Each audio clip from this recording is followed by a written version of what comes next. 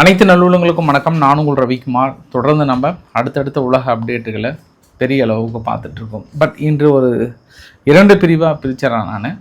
ஒன்று கொஞ்சம் நிதிநிலை அறிக்கையை சப்மிட் பண்ணதுனால அது ஜஸ்ட் ஒரு 5 மினிட்ஸ் மட்டும் பேசிட்டு, மீதி இஸ்ரேலுக்கு எதிராக கொஞ்சம் கொஞ்சமாக அமெரிக்கா திரும்புகிறதா, ஈரான் பக்கம் சாய்கிறதா, முழுக்க ஈரானுக்கு சாதகமாக நடந்து கொள்கிறது என்று இஸ்ரேல் தரப்பில் வருத்தப்படாத குறையாக இருக்காங்க. அதனுடைய ஆதங்கத்தை இன்று மாலை கூட சதன் லெபனான் மீது ஒரு சில தாக்குதலை நிகழ்த்தியிருந்தாங்க. அதற்கு ட்ரம்ப் தரப்பில் என்ன சொல்லியிருக்காங்க, G7 கூட்டத்தில் எடுக்கப்படுகிற முடிவுகள் என்ன, இந்தியா அதில் கலந்துக்கிறாங்களே அதை பற்றின கருத்துக்கள் என்ன, அனைத்தும் ஒருங்கிணைந்த ஒரு தகவலாக பார்த்துடலாம். ஃபஸ்ட்டு ஒரு 5 நிமிஷம் மட்டும்தான், மீதி எல்லாமே நம்ம உலக நிகழ்வுகள் தான் பேச போகிறோம் நம்ம. ஸோ வீடியோக்குள்ளே போகிறதுக்கு முன்பு நீங்கள் நம்ம சேனலை சப்ஸ்கிரைப் பண்ணலாம், சப்ஸ்கிரைப் பண்ணிட்டு வாங்க. மறக்காம பெல் பட்டன் கிளிக் பண்ணி ஆல் ஆப்ஷன்ஸ் கொடுங்க. வீடியோக்குள்ள போகலாம்.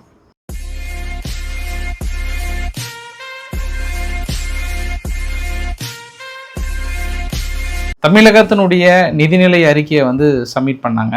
ஒயிட் பேப்பர், வெள்ளை அறிக்கை அப்படின்னு சொல்லுவாங்க. இந்த வெள்ளை அறிக்கையில் சரி, இது கடந்து போகக்கூடிய செய்தி அல்ல. ஏன்னா ஒவ்வொரு தலையிலும் 1,28,000 பக்கம் கடன் இருக்கிறது. பிறக்கிற குழந்தை கூட 1 லட்ச ரூபாய் கடன் இருக்குது, இனி பிறக்க போகிற குழந்தைக்கு இருக்குன்னு சொன்னதுனால ஸோ நம்ம 2 விஷயத்தை ஆங்கிள் பண்ணிடலாம். அப்போ இதற்கு முன்பு திமுக அரசு சட்டசபையில் நிறைய பேசினாங்களே, அந்த வளர்ச்சி இந்த வளர்ச்சி, வெறும் 8 லட்சம் கோடி தான் கடன் சொன்னாங்களே, அப்போ சுற்றி வளர்ச்சி பார்த்தா 13 லட்சம் கோடி கடன்றாங்களே, அப்போ முழுக்க பொய்யை மட்டும்தான் சட்டசபையில் வாசித்தாங்களா? அது எவ்வளோ பெரிய நம்பிக்கை துரோகம். அப்போ மக்களை ஏமாற்றிருக்காங்களான்ற கோணத்தில் டிவிக்கே சொல்ல வராங்களாம். ஏன்னா அவங்களுடைய ஒட்டுமொத்த இந்த அறிக்கையில் என்ன பார்க்க முடிகிறது என்றால், டிஎம்கேவுடைய ஆட்சியினுடைய கடன் 2 மடங்கு அதிகரிச்சிருச்சு.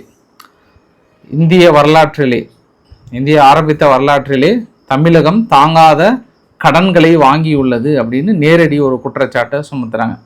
2021 5 லட்சம் கோடியாக இருந்த கடன் 2026 10 லட்சம் கோடியாக, நேரடி கடன், மறைமுக கடன் 13 லட்சம் கோடியாக இருக்குன்றாங்க. கொரோனா தொற்றுலையாவது கொஞ்சம் வளர்ந்துருந்தது, அதை விட மோசமான வரலாறு காணாத வீழ்ச்சி.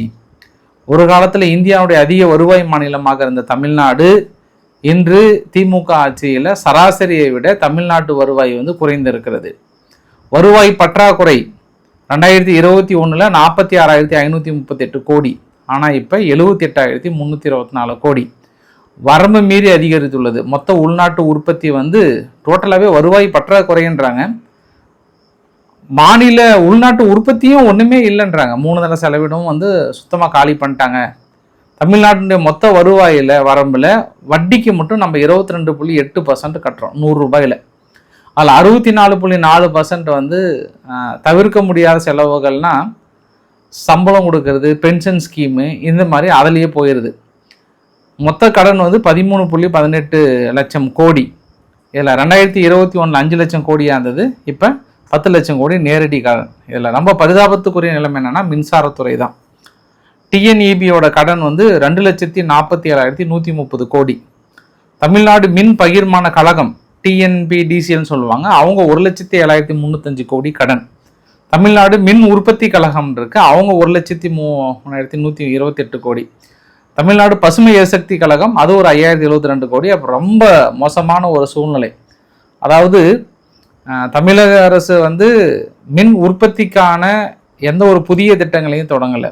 மின் உற்பத்தினா நம்ம ஓனாக ப்ரொடக்ஷன் பண்ணால் ஒரு யூனிட் 3.72 காசுக்கு விநியோகிக்கலாம்.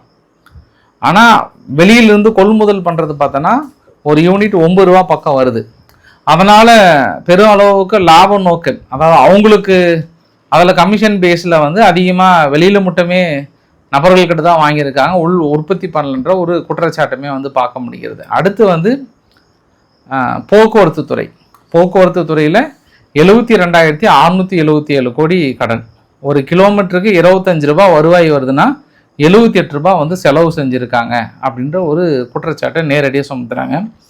எல்லா இடத்துலையுமே லஞ்சம் பொறையோடி காணப்பட்டதுனால கனிம வளத்துறையில் ஊழல். பெருளவுக்கு கனிம வளத்துறை நம்ம தான் அதிகமாக பெங்களூருக்கோ கர்நாடகாவோ இல்லை கேரளாவுக்கோ ஏற்றுமதி செஞ்சது நம்ம தான். ஆனால் அது சரியாக அக்கௌண்டபிலிட்டி இல்லை அப்படின்னு சொல்லியிருக்காங்க. 100 ரூபா வருமானம் வந்துச்சு அப்படின்னா 145 ரூபாய் செலவு பண்ணியிருக்கோம். 25,000 கோடி கூடுதல் செலவு. மகளிர் உரிமை தொகை, இலவச பேருந்து, பயிர்க்கடன் தள்ளுபடி இதெல்லாம் சேர்த்தி. ஆனால் மாநில வருவாய் எந்த ஒரு பெருக்கமும் இல்லாமல் போயிட்டாங்க. இதுக்கு எல்லாத்துக்கும் காரணம் ஊழல் தான். ஊழல் இல்லாத அரசை நாங்கள் கொடுக்க போகிறோன்ற மாதிரி சொல்லியிருக்காங்க. சரி, அது இவங்க கொடுக்குறாங்களா கொடுக்கலையா அப்படின்றத நம்ம பார்க்க முடிகிறது. ஆனால் திமுக மீது வைக்கப்படுகிற மிகப்பெரிய விமர்சனமே முழுக்க கடனை வாங்கி தள்ளிட்டாங்க. தன் வரம்பு மீறி தன் மக்கள் தொகைக்கு இணையாக இருக்க கர்நாடகா, அதை விட கம்மியாகிற குஜராத், மீது எல்லா மாநிலத்தோட கம்பேர் பண்ணும்போது தமிழ்நாடு கடைசி இடத்துல இருக்குது அப்படின்னு ஒரு குண்டை தூக்கி போட்டாங்க. இது பெரிய ஒரு ஷாக்கிங் சர்ப்ரைஸாக தான் இருக்குது. ஏன்னா போன ஆட்சி முடிகிற வரைக்கும், நேற்று வரைக்குமே தமிழகம் வளர்ந்த தமிழகம், இந்தியாவிலே முன்மாதிரி மாநிலம், நம்ம கடனே 8 லட்சம் கோடி சம்திங் தான் இருக்குது, கொடுக்க தான் மனசு இல்லை, வருவாயெல்லாம் ஏகப்பட்ட வருவாய் வருது அப்படின்லாம் அறிக்கை கொடுத்தாங்க. பட் ஆனால் இதுக்கு நேர் எதிராக இருக்குது இன்றைக்கி சொன்ன ஸ்டேட்மெண்ட் எல்லாமே. முழுக்க டிசாஸ்டர் அப்படின்ற ஒரு வார்த்தையை பயன்படுத்தினாங்க. அதாவது ஒன்றுமே இல்லாமல் நாசம் பண்ணிட்டாங்க அப்படின்னு சொல்ல வராங்க டிவிகே அரசாங்கம். ஸோ இனி சட்டசபையில் என்ன பேச போகிறாங்கன்றதை நம்ம பார்க்கலாம். பட்டு டிஎம்கே சார்பாக இப்போயே ஸ்டேட்மெண்ட் என்ன பார்த்தோன்னா, நீங்கள் இலவசத்தை எல்லாம் அனௌன்ஸ் பண்ணிவிட்டு அதை கொடுக்கக்கூடாததுக்கு வழியை தேடிட்டு இருக்கீங்களா அப்படின்ற ஒரு குற்றச்சாட்டை சுமத்துறாங்க. பட் இருந்தாலும் பாருங்கள், செந்தில் பாலாஜி அவர்கள் எந்தெந்த துறையை கையில் எடுத்தாரோ அந்த துறையெல்லாம் அமோக வளர்ச்சியில் இருக்குல்ல. ஒன்று போக்குவரத்து துறை, அது வரலாற்றிலே இல்லாத கடன். அடுத்து மின்சாரத்துறையில் மீளும் முடியுமான்ற கேள்வி வரவுக்கு வச்சுட்டாங்க. கிட்டத்தட்ட 3 லட்சம் 4 லட்சம் கோடி கடனில் மூழ்கிடுச்சு, தத்தளித்து கொண்டிருக்கிறது அப்படின்ற மாதிரிலாம், காப்பாற்ற முடியாத ஒரு சூழ்நிலையா அப்படின்ற மாதிரிலாம் சொல்லியிருக்கிறாங்க. அடுத்தது டாஸ்மார்க்கை பற்றி பேச போகிறோன்றாங்க. இனியும் சிறப்பாக இருந்தால் சரிதான் இல்லையா? சரி, நம்ம வாங்க அங்கே போகலாம். நம்ம இங்கேருந்து கிளம்பலாம். நம்ம ஒரு சிலருக்கு விருப்பம் இல்லாமல் இருக்கலாம், இந்த மாதிரியான டாபிக்லாம் விருப்பம் இல்லாமல் இருக்கலாம். பட் தெரிந்தோ தெரியாமலோ தனிநபர் நபர்கள் அனைவர் தலைமீதும் கடன் சுமை இருக்கிறதுனால சொல்கிறேன். நான் பார்க்கலாம் ஆக்கப்பூர்வமாக எந்த விதமான நடவடிக்கைகள் எடுக்க போகிறாங்கன்றத பார்க்கலாம்.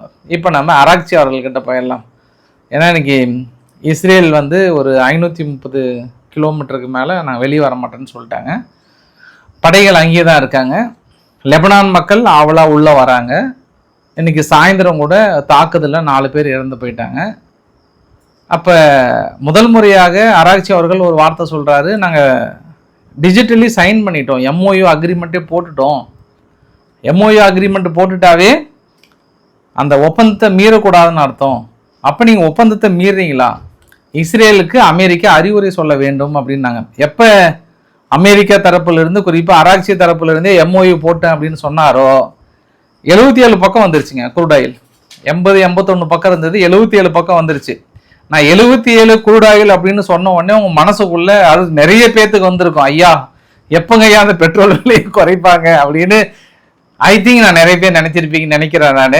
இனியோ பார்க்கலாம் நம்ம. அது இல்லாமல் ஹிஸ்புல்லாவும் என்ன சொன்னாங்கன்னா, நியாம் கோஷம் அவர்கள் தனிப்பட்ட முறையில் எங்ககிட்ட பேசினார். ஆராய்ச்சி அவர்கள் பேசிட்டு, உங்களுக்கும் சேர்த்தி தான் நாங்கள் ஒப்பந்தம் போட்டிருக்கோம், போர் நிறுத்தம் என்பது லெபனானுக்கு சேர்த்தி தான், நீங்கள் பதில் தாக்குதல் நடத்தாதீங்க, கண்டிப்பாக உங்களுக்கான பீரியாரிட்டி கொடுப்போம், இந்த போர் நிறுத்தம் முடிவு பெற்றால் மட்டும்தான் நாங்கள் 19ஆம் தேதி கையெழுத்து போடுவோம், கண்டிப்பாக நாங்கள் கொடுக்குற ப்ரெஷரில் இஸ்ரேலை தூக்கி வெளியேறிய போகிறாங்க, நீங்கள் கவலைப்படாதீங்க அப்படின்னு ஒரு வார்த்தையை சொன்னாராம். அந்த வார்த்தை ரொம்ப முக்கியம். எப்படி? நாங்கள் கொடுக்குற ப்ரெஷரில் லெபனானை விட்டு இஸ்ரேல் தூக்கி எறிய போகிறாங்க அப்படின்ற ஒரு வார்த்தையை நியாம் கோஷம் அவர்கள் சொல்கிறார். அந்த அளவுக்கு ஈரான் கான்ஃபிடண்ட்டாக இருக்கிறாங்க. ஏன்னா இப்போது நிலைமைக்கு யார் இறங்கி போகிறாங்க அப்படின்னா அமெரிக்கா தான் இறங்கி போகிறாங்கன்றதுல உலகம் அறிந்த விஷயம்தான். ஐயா எனக்கு கையெழுத்து போட்டு செய். ஆனால் அதே சமயத்தில் அமெரிக்கா தனது கொள்கையிலிருந்து பின்வாங்க தானே இல்லை. அணு ஆயுதம் இருக்கக்கூடாதுன்றது தெளிவாகிறாங்க, மீதி மற்ற விஷயங்கள்லாம் தெளிவாகிறாங்க. எல்லாமே வெள்ளிக்கிழமை கையெழுத்தானதான் தெரியும்.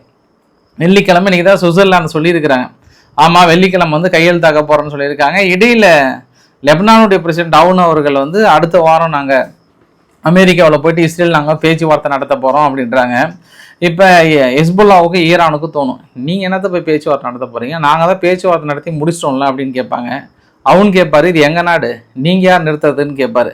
அதனால் அவங்களுக்குள்ள ஒரு பிரச்சனை போனாலுமே வந்து வால் ஸ்ட்ரீட் ஜேர்னல் என்ன சொல்லிட்டாங்கன்னா, இப்போ வெள்ளிக்கிழமை கையெழுத்தாட உடனே ஈரானுக்கான தடைகளை முழுமையாக நீக்க போகிறாங்க அப்படின்ற மாதிரி சொல்கிறாங்க. அதனால் கப்பல்கள் எல்லாமே ஏற்கனவே தயார் நிலையில் தான் இருக்கான். சபகர் போர்ட்லலாம் ஃபுல்லாக அடுக்கி வச்சுட்டு இருக்காங்களாம். அதனால் எந்த நேரத்துலேயும் வந்து கிளம்புறதுக்கு தயாராக இருக்குது.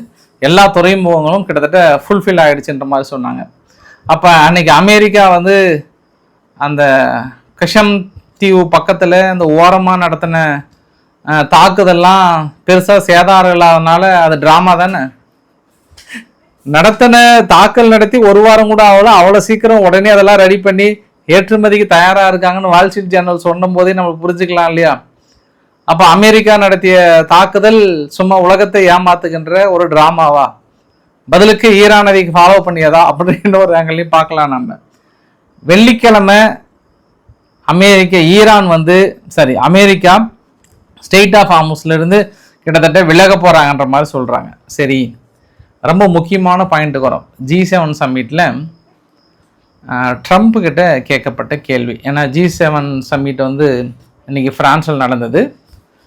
அதில் G7 நாடுகள் மட்டும் இல்லாமல் சவுத் ஆஃப்ரிக்கா சார்பாக ராம்போசா அவர்கள் கலந்துக்கிட்டாங்க, பிரதமர் மோடி அவர்கள் கலந்துக்கிட்டாங்க, பிரேசில் சார்பாக லூலுடா சில்வா அவர்கள் கலந்துக்கிட்டாங்க. ஸோ பிரிக்ஸ் கூட்டமைப்பில் இருக்கக்கூடிய இந்த 3 நாடுகள் மிக முக்கியமாக கலந்துக்கிறாங்க. நான் கலந்துக்கிறதுக்கு ஒரு பக்கம் இந்த வீடியோ பதிவு பாருங்கள். இன்னொரு பக்கம் வந்து ட்ரம்ப் வந்து மூச்சு முட்டை ஒரு பேச்சுவார்த்தையை கொடுக்குறாரு. அந்த பேச்சுவார்த்தையில் கேட்குறாங்க, பேச்சுவார்த்தைனா செய்தியாளர்கள் சந்திப்பில், இந்த மாதிரி இஸ்ரேல் உங்களோட எக்ஸ்பெக்டேஷனை ஃபுல்ஃபில் பண்ணுறாங்களா, தொடர்ந்து அவங்க ஹெஸ்போலா மீது தாக்கல் நடத்துகிறாங்களே, அப்போ அது வேற இது வேறையா அப்படின்னு சொல்லப்பட்டதுக்கு தான் வந்து நான் அது ஒரு மைனர் வாராக பார்க்குறேன், அது ஒரு பெரிய யுத்தமாக பார்க்கல. எங்களுடைய ஃபஸ்ட்டு கன்சிடர் வந்து ஈரான் தான். ஆனால் ரேர் அக்கேஷன் வந்து ஹெஸ்புல்லா வந்து இல்லாத ஒரு சூழ்நிலையை உருவாக்குறாங்க. பட் ஆனால் அது பாசிபிள் இல்லைன்ற மாதிரி தான் சொல்கிறாரு. ஏன்னா நான் ஃபஸ்ட்டு ரெஸ்பான்சிபிள் சிரியாவுக்கிட்ட ஒப்படைக்கிறேன். ஏன்னா சிரியா வந்து ஒரு குட் பர்சன். நானும் எரடகன் அவர்களும் பேசி அவர் அந்த பொறுப்பில் வந்து உட்கார வச்சுருக்கோம். நாங்கள் எதிர்பார்த்ததை விட அமேசிங் ஜாப், நல்ல ஒரு ஜாப் வந்து பண்ணியிருக்கிறாரு. தொடர்ந்து ஹெஸ்புல்லாவுக்கு எதிராக நல்ல வேலை செஞ்சவரான் ஏற்கனவே. அதாவது அவங்கள துரத்தி விட்டு பெரும்பாலான மக்களை கொன்னதில் அவருக்கு பெரிய பங்கு இருக்கான். ஹெஸ்புல்லா இல்லாத ஒரு சூழ்நிலை உருவாக்குனதில் சிரியாவுக்குள்ளார.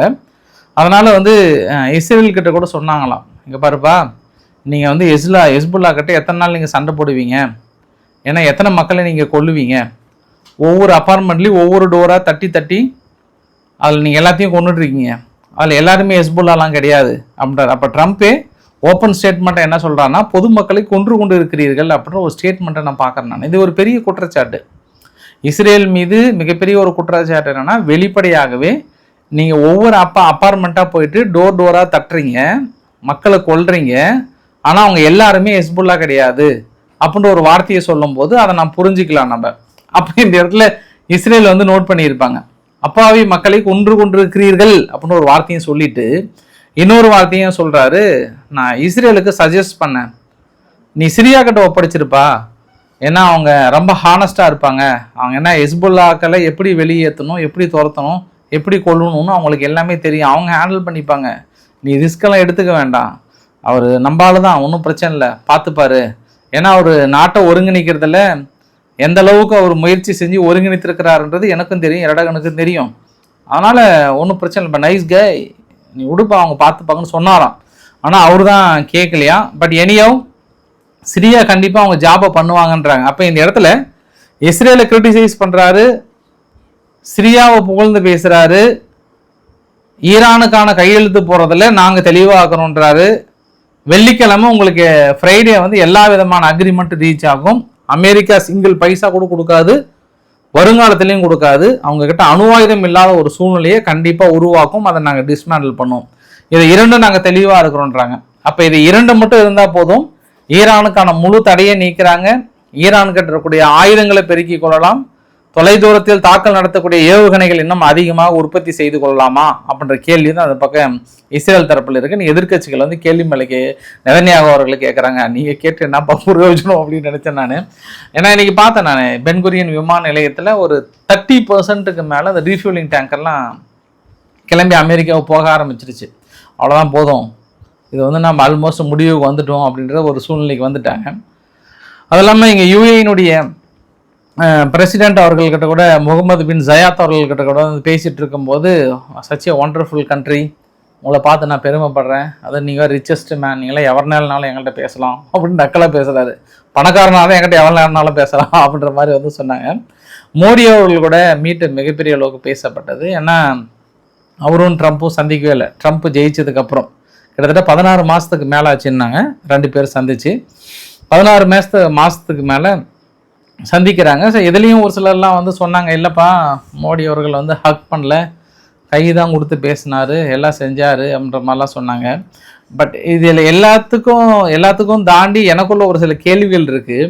அந்த கேள்விகள் என்னன்னு நான் சொல்லிடுறேன். நான் வெளிப்படையாக இதில் போய் சொல்கிறதுக்கு போய் ஏன்னா இன்றைக்கி ட்ரம்ப் வந்து சொல்லிட்டாரு, அவ்வளோதான் ரஷ்யா பேச்சுவார்த்தைக்கு ட்ரை பண்ணுறோம், இல்லை அப்படின்னா மறுபடியும் ரீஇம்போஸ் பண்ண போகிறோம், எல்லா பொருளாதார தடைகளையும் மிக கடுமையாக போட போகிறோம். இடையில் கொஞ்சம் தான் ரிலீஸ் பண்ணாங்க. அந்த பொருளாதார தடையை அதிகம் பண்ண போகிறோன்றாங்க. ஜெலன்ஸ்கி கிட்ட தனிப்பட்ட முறையில் பேசியிருக்கிறார். ஜெலன்ஸ்கி வந்து G7 நாடுகள்லாம் சேர்ந்து ப்ரெஷர் கொடுக்கணும், கண்டிப்பாக பேச்சுவார்த்தைக்கு அலைங்க, பேச்சுவார்த்தையில் வந்து எங்களுக்கு உக்ரைனும் வேண்டாம், அங்கே மாஸ்கோவும் வேண்டாம், இங்கே இத்தாலியாக இருக்கட்டும், ஐரோப்பாவாக இருக்கட்டும், இல்லை துருக்கி, எங்கனாலும் ஓகே தான் எனக்கு, ஆனால் நான் இந்த 2 நாடுகளை தவிர நீங்கள் கூப்பிடலாம். ஒரு மாதத்துக்கு 35,000 வீரர்களை இழக்கிறாங்க, நாங்கள் வருஷத்துக்கு 1 கோடி ட்ரோன் ப்ரொடக்ஷனை வந்து பண்ணிகிட்டு இருக்கிறோம். ஸோ அவங்க புரிந்து கொள்ள வேண்டும், ஏதோ இந்த இடங்களை பிடித்து கொண்டு எங்களை வந்து நெருக்கடிகள் கொடுத்தால் ஆக்கிரமித்து விடலாம் அப்படின்னு நினைக்கிறாங்க. அது தப்பு. அது இப்போ கூட ரஷ்யாவுக்குள்ளார 60% மக்கள் ஓட்டெடுப்பு நடத்தினா அவருக்கு எதிராக தான் போட்டிருக்காங்களாம். அதே உக்ரைனுக்குள்ளலாம் 100% தலைவாணி அடித்தலைவான்னு 100% போடுறாங்களாம். ஆனால் ரஷ்யா மக்கள் வந்து புடின் சண்டை போடக்கூடாதுன்னு 60% ஓட்டு போட்டிருக்காங்களாம். இதெல்லாம் நம்பினாதான் சோறு நம்மளுக்கு, எல்லாம் இல்லை. அதனால் ஜெலன்ஸ்கி சொன்னால் நம்பி ஆகணும். ஏன்னா இப்போ அங்கே உட்காந்து எல்லாருமே வந்து பெருசாக நம்பிட்டு இருக்கிறாங்க. ஃப்ரைட் ரைஸும் போய் சொல்லிட்டாரு, ஒன்றும் பிரச்சனை இல்லைப்பா, உனக்கு வந்து ஏர் டிஃபென்ஸ் சிஸ்டத்துலேருந்து மீது எல்லாத்தையும் நாங்கள் அதிகம் பண்ண போகிறோம்ன்ற மாதிரிலாம் வந்து சொல்லியிருக்கிறாங்க. சரி, இப்போ என்னுடைய கேள்விக்கு வரேன் நான். பிரதமர் மோடி அவருடைய சந்திப்பு, பிரேசிலினுடைய சந்திப்பு, ப்ளஸ் வந்து சவுத் ஆஃப்ரிக்காவுடைய சந்திப்பு, அவங்க 2 பேரை விட இந்தியா வந்து ரொம்ப முக்கியம். ஏன்னா நம்ம ரஷ்யா கிட்ட அதிகமான அளவுக்கு நம்ம இறக்குமதி பண்ணிக்கிட்டு இருக்கோம், மிகப்பெரிய அளவுக்கு இறக்குமதி பண்ணிகிட்டு இருக்கோம். இப்போ இந்த G7 நாடுகள்லாம் சேர்ந்து நாளைக்கு தீர்மானமாக வரப்போகுது, ரஷ்யாவுக்கு மிகப்பெரிய பொருளாதார தடைகளும் நெருக்கடிகளும் கொடுக்க போகிறோன்றாங்க. இந்த நெருக்கடிகளில் முதல் லிஸ்ட்டில் வரப்போகிறது நம்ம தான். ஏன்னா நம்ம தான் அதிகமான அளவுக்கு இம்போர்ட் பண்ணுறோம், இன்னும் அது இல்லாமல் நம்ம ஆயுதங்களும் வந்து அதிகமான அளவுக்கு வாங்குகிறோம். இப்போ நாளைக்கு அமெரிக்கா வந்து கூப்பிட்டு, நீங்கள் G7 கலந்துக்கிட்டீங்கல்ல, தீர்மானமே உங்களுக்கு எதிராக தான் போட்டிருக்கேன், ஏன்னா நீங்கள் ரஷ்யா கிட்ட எண்ணெய் வளம் வாங்கக்கூடாது, செய்யக்கூடாது, அதே தான் ஐரோப்பாவும் சொல்கிறாங்க. இதை நம்மளால் ஃபாலோ பண்ண முடியுமா? அப்படி ஃபாலோ பண்ணுற மாதிரி இருந்தால் இந்த கூட்டத்தில் வந்து நம்மளால் நேரடியாக சொல்லியிருக்க முடியுமா? அதனால் எனக்கு ஏதோ இந்த சந்திப்பு மட்டும் எனக்கு கொஞ்சம் சம்திங் ஏதோ கொஞ்சம் எனக்கு நெருடலாகவே இருக்குது. மேபி இது புரோட்டோகால் படி சந்திக்கிறாங்களான்ற இன்னொரு ஆங்கிளில் பார்க்கலாம். ஏன்னா இது என்னுடைய தனிப்பட்ட கருத்து. ஏன்னா இந்தியா வந்து ஐரோப்பா கிட்ட ஏற்கனவே அக்ரிமெண்ட் போட்டிருக்கு, இது எல்லா நாடுகள்கிட்டையும் போட்டிருக்கு அக்ரிமெண்ட்டு. அதையெல்லாம் தாண்டி வேறு ஏதாவது தடைகள் விதிக்கும் பட்சத்தில் இந்தியா எப்படி ஹேண்டில் பண்ண போகிறாங்க அப்படின்றத நம்ம பொறுத்து இருந்து பார்க்கணும். ஸோ அதனால் இது ஒரு பெரிய நிகழ்வாகவோ இல்லை பிரதமர் மோடி அவர்கள் அங்கே போய் கை கொடுத்து பேசுனது செஞ்சது ஆனால் ஒரு பெரிய நிகழ்வாக எனக்கு ஏன் கன்சிடர் ஆகலை அப்படின்னா, அவங்க ஃபுல் அண்ட் ஃபுல் பேசுனது, அவங்க எடுக்கப்படுகிற தீர்மானங்கள் எல்லாமே ரஷ்யாவுக்கு ஆதரவாக இருக்கக்கூடிய நாடுகளுக்கு சார்ந்த ப்ரெஷர் தான். அதாவது நம்மளை கூப்பிட்டு நம்மள மீதே தடை விதிக்க போகிறதுக்கான ஒரு ஆதாரமாக நான் பார்க்குறேன் இந்த இடத்துல. அதனால் பார்க்கலாம், நாம் இனி என்ன நடக்க போகிறதுன்றதை பொறுத்து இருந்து பார்க்கக்கூடிய ஒரு நிகழ்வாக இருக்கிறது. இன்ட்ரெஸ்டிங்காகவும் இருக்கும் நம்ம. ஸோ இன்றைக்கு ஓரளவுக்கான தகவலை நான் கவர் பண்ணணும்னு நினைக்கிறேன். பிடிச்சிருந்தா லைக் பண்ணுங்கள், ஃப்ரெண்ட்ஸுக்கு ஷேர் பண்ணுங்கள், சப்ஸ்கிரைப் பண்ணுங்கள். ரவிக்குமார் சோமு சேனல். நன்றி, வணக்கம்.